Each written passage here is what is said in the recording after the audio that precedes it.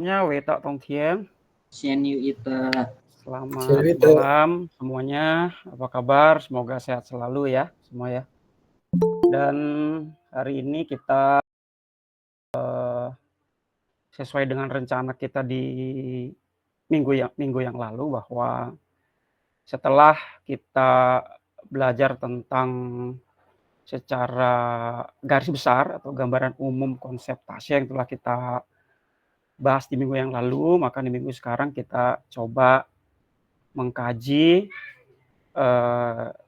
teks tasya secara ini seperti interlinear ya. Jadi kalau kita mengacu kepada tradisi, saya selalu ya menekankan bahwa kita jangan lupa mempelajari Ru itu yang mainstream juga.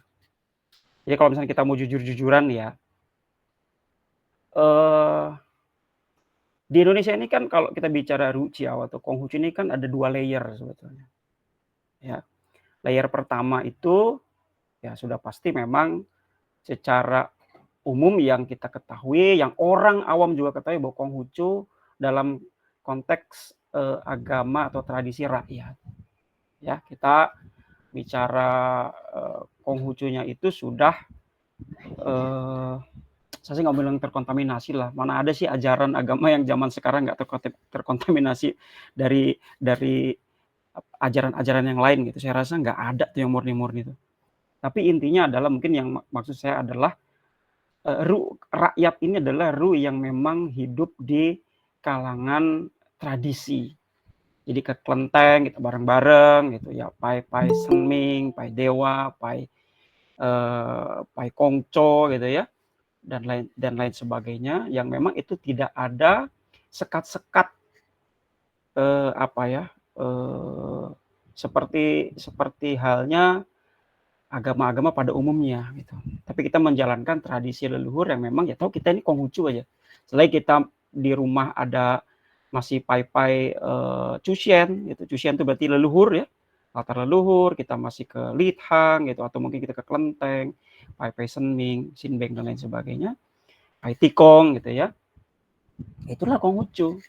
Ya memang secara awam orang ketahui. Tapi jangan lupa juga ada satu layer lagi yang mungkin menurut saya ini yang kadang kita cuma banyak mengaku-ngaku saja, yaitu apa? Ru mainstream atau Cheng Tong Ru Jiao. Cheng Tong berarti kan mainstream ya, arus utama ya.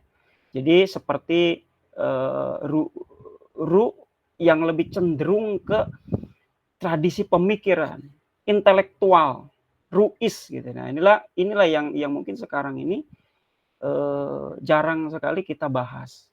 Makanya saya mencoba untuk saya juga nggak tahu-tahu banget lah ya. Ya sependek saya tahu pembelajaran saya, ya kita sama-sama sharing saja, berbagi, saling melengkapi agar pemahaman kita menjadi saling melengkapi ya. Tapi semangat yang ingin saya bawakan adalah ayo kita sama-sama juga mengenal ini loh. Ya. Karena apa? Karena kalau kita belajar Konghucu tidak pakai pendekatan mainstream, saya khawatir basic keimanan kita, basic pemahaman kita, basic spiritualitas kita jadi kemana-mana. Ini soalnya saya lihat bahwa gelagatnya ini sudah mulai ke sana, ya. Mulai dari bagian pemahaman Tuhan dan lain sebagainya. Tapi itulah terlalu jauh lah. Kita bicara yang membumi dulu, kita bicara di kitab yang paling basic dulu. Maka dari kitab yang basic ini kita akan belajar bagaimana meniti step by step arah dan tujuan spiritualitas keimanan Konghucu itu berdasar kepada dalam tanda petik ya kurikulum yang telah dibuat oleh para tokoh-tokoh Konghucu di zaman kebangkitan Ru ya, yaitu zaman si Song. Nah ini kita akan tahu gitu ya, nggak melenceng lah. Baik, jadi saya akan mulai. Ini saya kasih judulnya analisis sistematis Kitab Pembelajaran Agung oleh Cusi. Jadi saya mengambil dari sumber salah satu masterpiece-nya Cusi ini ya. Kenapa saya bilang masterpiece? Bahkan bukan masterpiece lagi mungkin ya. Ini Taoshi Changchi ini adalah memang Ini kan tasye ini kan berarti kan kitab ajaran, pembelajaran agung ya. Tasye. Cang ini kan mengacu ke bab gitu atau pasal per pasal, bab per bab gitu ya. Ci ini kan kalimat, teks per teks, kalimat per kalimat. Jadi ini adalah merupakan kitab ulasan, analisa yang disusun oleh Cusi berdasar konfigurasi struktur kitabnya. Ini sistematis. Ingat loh ya, yang seperti saya sampaikan di minggu yang lalu, mengingatkan saja bahwa tasye yang kita baca sekarang ini adalah tasye versi kanonisasi dalam tanda petik sebenarnya, bukan ya restrukturisasi lah ya oleh Cusi. Maka silakan dicek, saya juga sudah sampaikan bahwa tasye yang ada di Lici dengan tasye yang ada di kitab Sesu yang kita pegang ini sistematikanya ada perbedaan sedikit, ada overlap di beberapa paragraf. Itu Cusi yang bikin. Maka Tasye Changci ini adalah merupakan memang kitab yang menjadi rujukan utama para penafsir-penafsir. Walaupun katakanlah di zaman kemudian ada beberapa tokoh mau Qiling atau Wang Yangming sekalipun, Qian Tehong muridnya Wang Yangming mengkritik beberapa pemikiran Cusi di Tasye Changci ini, tapi jangan salah, mereka juga belajar dari Tasye Changci. Kenapa mereka bisa mengkritik ya? Karena juga mereka bacanya Tasye Changci gitu. Jadi Cusi ini luar biasa ya. Dan kita harus juga fair katakan bahwa seluruh sarjana-sarjana di dunia yang mempelajari Konghucu ya katakanlah untuk penafsiran-penafsiran, analisis tentang bagaimana core atau inti pemikiran Konfusianisme di zaman Song itu semua merujuk pada Cusi. Ya. Jadi apa itu Tasye Changci? Ya, jadi Tasye Changci itu adalah salah satu bagian dari Sishu Changci Cicu. Jadi Sishu Changci Cicu atau analisis sistematis ini Changci ini mengacu kepada dua kitab Tasye dan Chongyong karena dia ada bab disusun bab per bab, pasal per pasal ya, ayat per ayat. Jadi sistematis. Kalau Cicu mengacu kepada Lun Yu dan juga Mengzi. Jadi ini Sishu Changci Cicu adalah ya katakanlah secara sederhana analisis sistematis dan himpunan tafsir. Cicu itu kan Ci ini kan kumpulan ya. Atau himpunan. Su itu kan ulasan, komentar, anotasi gitu ya, dari kitab Sesu. Yang ini merupakan juga ya apa yang saya katakan tadi bahwa inilah masterpiece-nya Cusi. Ya. Bahkan kalau misalkan kita nanti saya tampilkan gambarnya ya, ini disusun oleh Cusi. Sishu Changci ini adalah tafsir otoritatif. Kenapa saya pakai istilah otoritatif? Karena memang tafsir yang diakui oleh kerajaan. Diakui keabsahannya oleh negara. Selain tafsir ini nggak dipakai. Karena ingat, minggu kemarin sudah sampaikan juga bahwa dari 13 kitab dieliminir, ya jadi dipilih dan dipilih lagi menjadi Sishu Qing. Nah, Sishu yang disusun oleh Cusi ini ada tafsirnya. Ulasan-ulasannya namanya kitabnya adalah Sishu Changci Cicu. Ini jarang dibahas di keluarga besar kita. Banyak di antara kita menafsir ayat per ayat di kitab Sesu kita, mau Tasye, Chongyong, Lun Yu, Mengzi, Chongyong gitu ya. Itu berdasar penafsiran pribadi. Walaupun katakanlah subjektivitas itu nggak masalah. Semua tidak dilarang subjektivitas itu. Karena harus kita akui bahwa Cusi juga membuat tafsir ini juga pasti subjektif. Hanya saja subjektifnya itu bukan subjektif dalam perspektif sempit.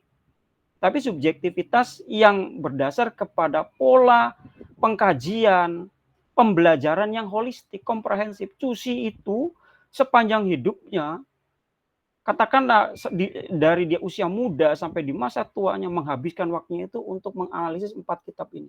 Sesu. Jadi beliau begitu sangat intens di sampai akhir hayatnya membuat atau menyempurnakan tafsir atas kitab Sesu ini. Jadi bayangkan berapa puluh tahun beliau menyusun tafsir ini gitu ya. Jadi nggak main-main. Tapi kita di zaman sekarang membuat tafsir Sesu ya semau kita. Ya tapi ya ya ini otokritik lah ya buat kita semua ya, termasuk saya juga kan nggak luput dari itu ya. Makanya kita mencobalah untuk meniti kembali apa yang sudah diteladankan oleh Cusi di zaman dahulu.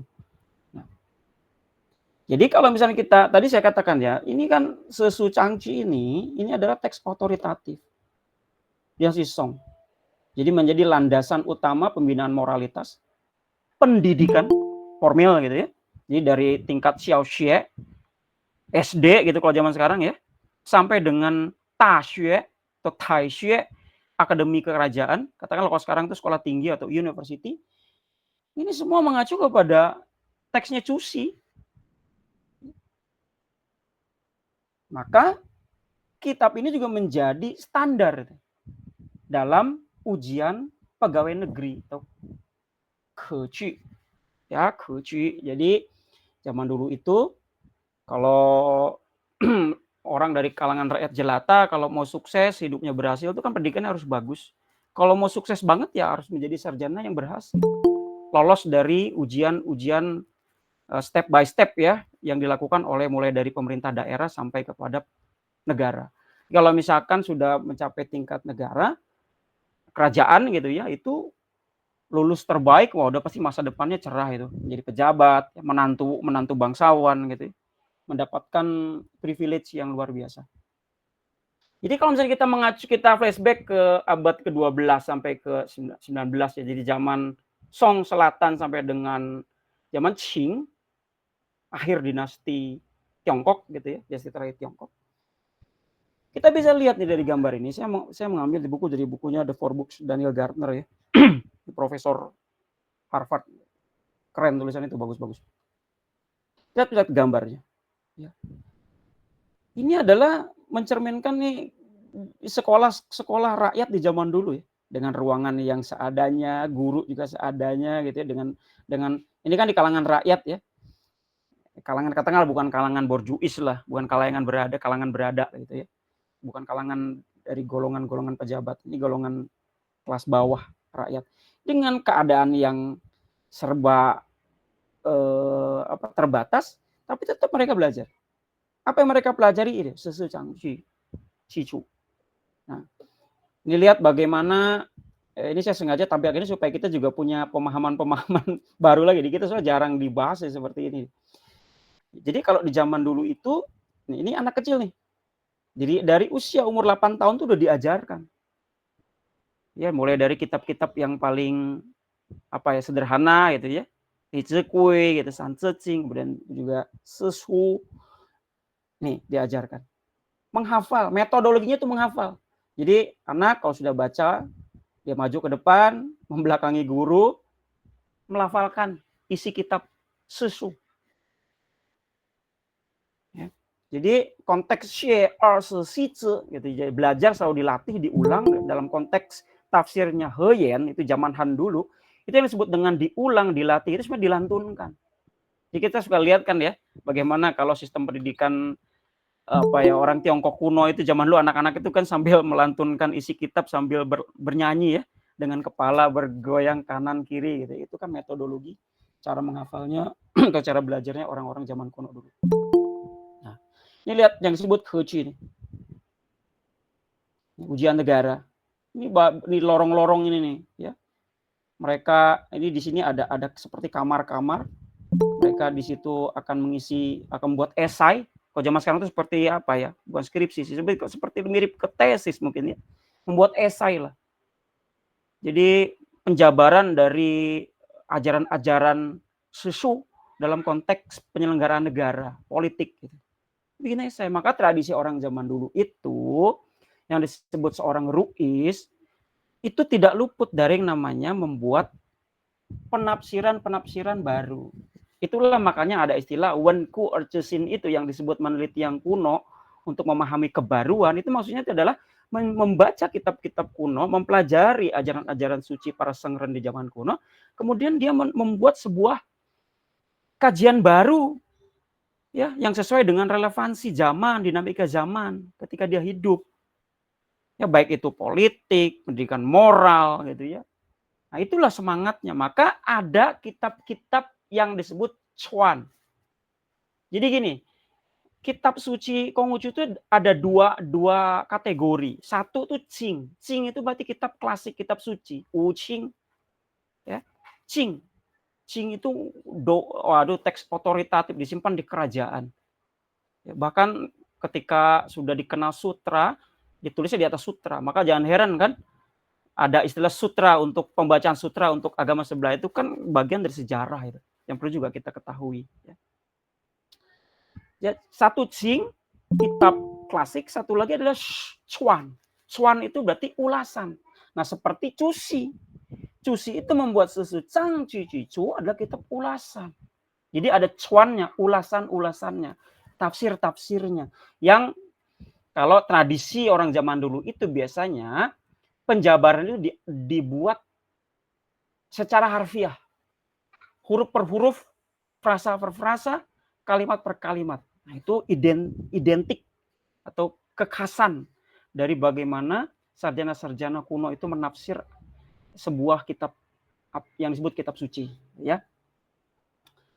Lihat ini kalau udah jadi, ya, ada sebutnya Qinshi. Qinshi itu Qin kan maju ya, Shi itu cendekiawan, ya, katakanlah scholar, cendekiawan. Jadi cendekiawan yang paling maju gitu, terdepan. Ini adalah cendekiawan yang lulus grade ujian kekaisaran. Jadi ini nomor 1, grade 1. Makanya kalau misalnya dia lulus sih diarak ini. Ya, dipakai tanduk gitu. Udah katakanlah, apalagi kalau misalnya berangkat dari keluarga yang tidak berada, itu udah sangat mengangkat martabat atau harkat martabat keluarga. Jadi udah pasti jadi orang terpandang lah, minimal jadi pejabat tinggi daerah itu udah pasti. Menteri gitu itu pasti. Ya, ada lagi kan Siu Cai. Siu Cai itu cendekiawan kelas daerah lah ya, provinsi gitu ya. Oke, ini sebagai pengantar aja supaya teman-teman tahu, walaupun mungkin udah tahu, cuma saya mengingatkan saja.